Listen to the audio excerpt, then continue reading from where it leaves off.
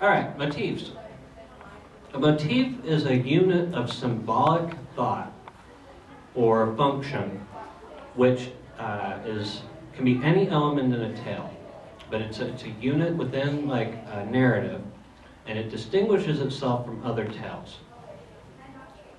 Have you heard the term motif used before? Mm-hmm. In what? Shrek, for example, has a grim fairy tale motif. Mm-hmm. How many of you have heard it in relation with interior decorating? Yeah. Okay, motifs are elements then that like link like designs together. And the term actually does originate from folkloristics, and it originates in a literary narrative sense. Motive. Yeah, motive, exactly. So, man, it's been almost 100 years, but a Swedish professor named Will Arne started to develop a system to organize the collection of folklore tales that had been collected from England, and they had been gathered up and written down over hundreds of years. They've been gathered up in the University of Ohio. And he created a system to analyze them and organize them, and he did it by motif. And so he created this motif index, and his student was Stith Thompson, who then took this motif index and advanced it, started to apply it to other like collections of folklore. And then Stith Thompson actually taught my professor, who then taught me, and I have no Padawans, the line will die. But this index was initially created to look at only a very narrow range of folklore in one specific collection. And these are some of the examples up here. Is D476 is food changes to other substances. Midas. So any story in the collection where food changes can be tagged with, they have multiple motifs, but it's tagged with D476. And so you can look up D476 and find any other organized story that also has that motif. D47632, bacon changed to iron, which comes from an iron myth, or an Irish myth. And then there's D476.3.2.1, which is bacon changed to different foods. And if you look at it, this is interesting because you'll see bacon changed to iron is 3.2, and bacon changed to other foods is actually a subcategory of that. And it's because they're not necessarily lined out according to logic. You know, it's not biggest to smallest, or like smallest detail to largest detail. It's the order in which people have added them to the index. And so some individual added bacon changed to iron before an individual added bacon changed to different foods. And so that's the subset. And the motif index is fun. At the very end, I have a link that takes you to my webpage that has like a bunch of links, and there's like a free online motif index that you can type stuff into, and it gives you the different motifs. And then you can apply that to like, it has links to free online collections of folklore. And a lot of different individuals have attached these motifs to different collections, and they've expanded them, and there's like, I think a dozen different versions of the motif index now. And they're all called by the author's name, and they're built off of this AT index, or at the very least they're reworked versions. Which one would Kwai-Dan be under? Which one?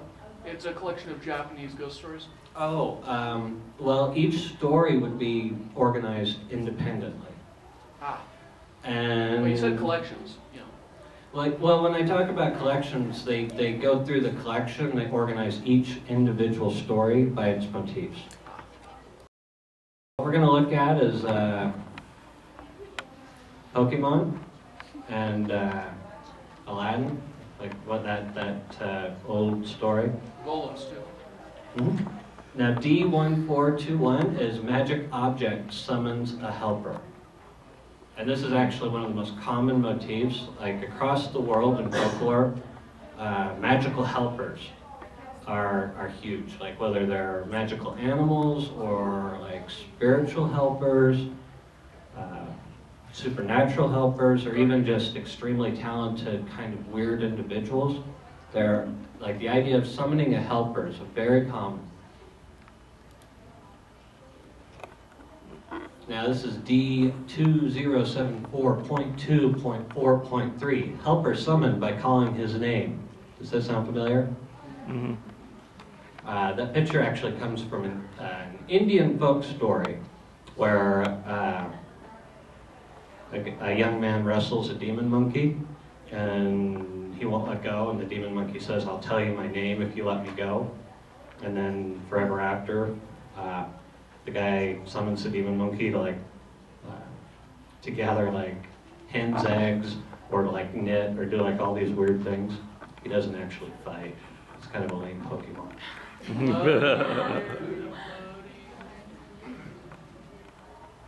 This is from a Chinese folk story, but it's B524.1.11.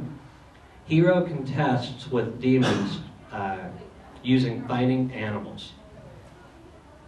And so the hero actually has to use like trained fighting animals to fight against the fighting animals of demons to defeat them and win back, depending on the version, like either his like family's treasure or his wife. They're different versions. But so when it comes to like anime or anything else, what the motif index can do is once we've identified a motif within our work, that we want to look at, it will tell us which pieces of folklore are similar. But there's a great deal of bias in this too, because the system was not built to compare all folklore. It was only built initially to compare one small collection against itself, and even then it's very subjective. That means that there's a lot of interpretation. Because is Pokemon like about contesting using fighting animals, or is it about something else? I mean, that's really a debatable point. Where it's useful for us is when we want to look at folklore from other cultures that has elements in it that we might be interested in. For example, if you are interested in Oh my gosh. Code Geass. Do you guys like that one? That one's a newer one on me. Anybody like Code Geass? Yeah. I haven't seen it yet. I've heard it's good, but it's about, it's an alternate reality, but there's curse laying, right? Like that's a big fundamental part of it, is laying curses. No. No? He hypnotizes people. Hypnotizes people. Like Geass is Guys. guys, so yeah, it's a curse or a magical control. So if we were interested in that, we could find the motifs and then find folklore by using different people's collection that have similar motifs. We could even say that giant robots, where like giants do battle, and find like folk stories that might compare in.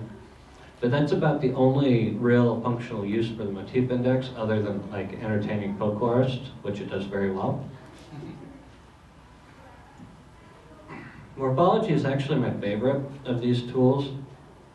And it was created by Vladimir Krop, who was a Russian folklorist, and he created morphology, like this idea of functions. And a function is a combination of an action and the individual performing the action. And there are 31 functions, 8 character types, and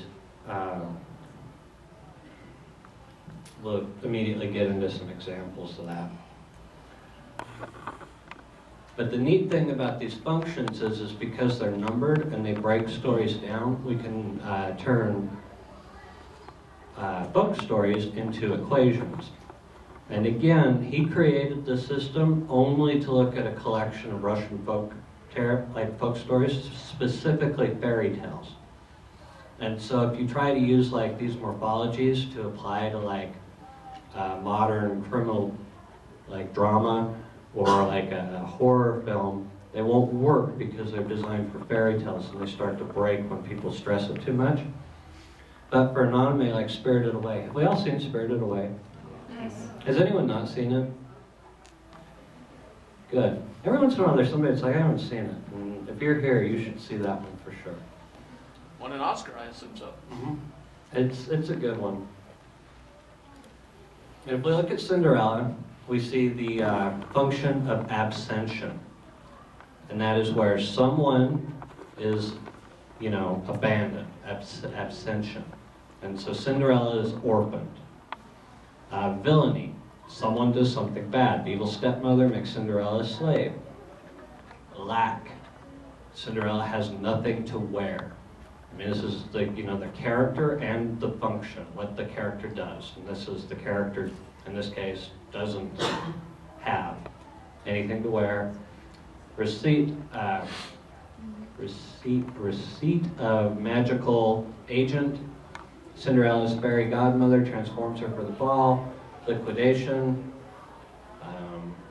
That's where things break back down. There's like a loss of something, where Cinderella loses the prince and the magical costume. Unrecognized arrival. Recognition, character is detected in a wedding, which is how they usually end. Sisters get their eyes picked out by birds. In some versions, yeah. That would be the just rewards at the end. There is actually a function that, and I don't remember exactly what it's called because I don't have them all memorized, but it is like punishment of evil. So if we look at Spirited Away, which is actually really interesting because Spirited Away, even if it's not modeled on morphology, mathematically, was designed with fairy tales in mind, and more of a Western style fairy tale than like Asian folk stories in a lot of cases because there are structural differences. But there are actually almost mini fairy tales within Spirited Away. Like if you were to cut it into chunks, if you think back to it, you could actually cut it into chunks and they would stand alone as like mini fairy tales. There's a violation of interdiction, food is eaten. I mean, if you guys look through the list, you can see how we've turned Spirited Away into a mathematical formula. And that allows us to compare it to the formulas of other things. Let me pull back here. So what similarities are there between Spirited Away and Cinderella? Can you see from? Someone got turned into a mouse. Yeah, there was that turning. If we look at it though, we see, uh-oh. I assume you're going for the part where she was made to scrub floors. That mean old lady.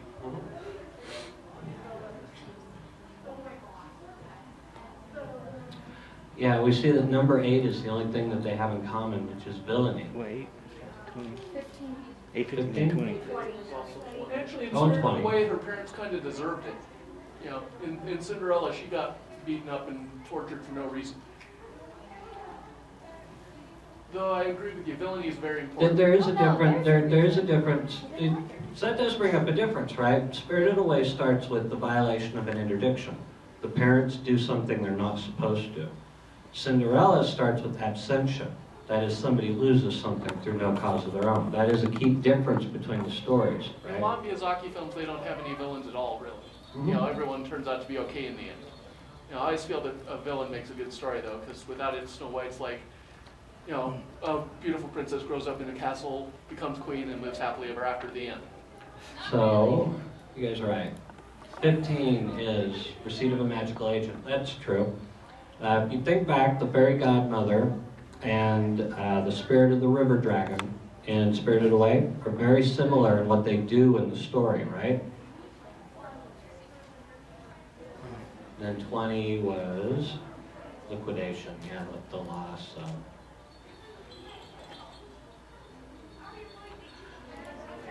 All right, the last one we're going to talk about, and then once we're done with this, I have a few comments. I'll show you the links so you can get all sorts of fun stuff. One of the links I have is a random random fairy tale generator that uses props morphology. and it randomly puts characters and functions together and then like spits out fairy tales. And I've really wanted to like get like 5 fairy tales and like 5 made up ones and then see if you guys can pick it out.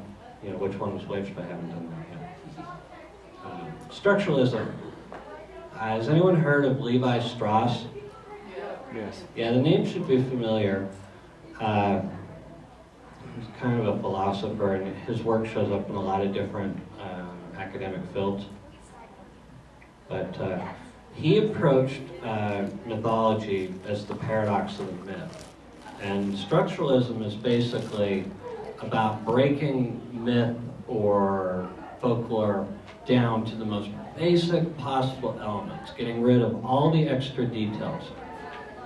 And at the very core, he says all myths are the same once you get rid of all the details and break it down to the very core. And the example here is a story that shows up in various examples in the Pacific Northwest. It's Raven and the Gift of Fire. And essentially there was no fire and humans were naked and cold and wet all the time. And Raven, who isn't a particularly good individual, did take pity on us because we were so pathetic. And Raven went and stole fire from the giants and flew it back, and the giants turned into falcons and chased him. And the steam, like the embers dropped and became volcanoes, and when Raven turned through the air and the giants crashed, it became the mountains. And it turned black from flying through the smoke. Yep, and the smoke turned Raven black from the smoke. And then he gave us fire, and he said, now you're on your own, don't burn yourselves, and we did. That's how the story ends. But from a structuralist point of view, we have conflict and a situation which is causing conflict. And that is like the lack of culture, primitiveness in the story. Mankind is primitive. That's the conflict, is we're cold, naked, and unhappy. And Raven is a mediating figure. There's always something that comes in and mediates that conflict, and from it something new comes out. This is a universal law of myth. Structuralism states that all myths can be broken down to this format. Raven comes in, he mediates by stealing fire from the giants. There's conflict, he gives the fire to humans, and then we develop nuclear weapons, right? Cultural sophistication. Oh, he was a bird. He obviously didn't think it through too much. Mm.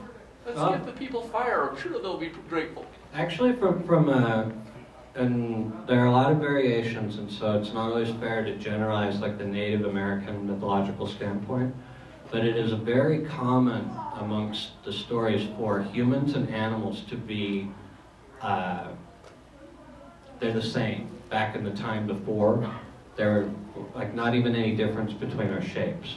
You couldn't, you knew who Bear was because Bear was Bear, but he didn't look like a bear looks today. Back in the dream time. Mm-hmm. Yeah, the time before. And there are tons of different myths for how that came to be. But it is interesting because like in the European tradition, our myths are animals were created.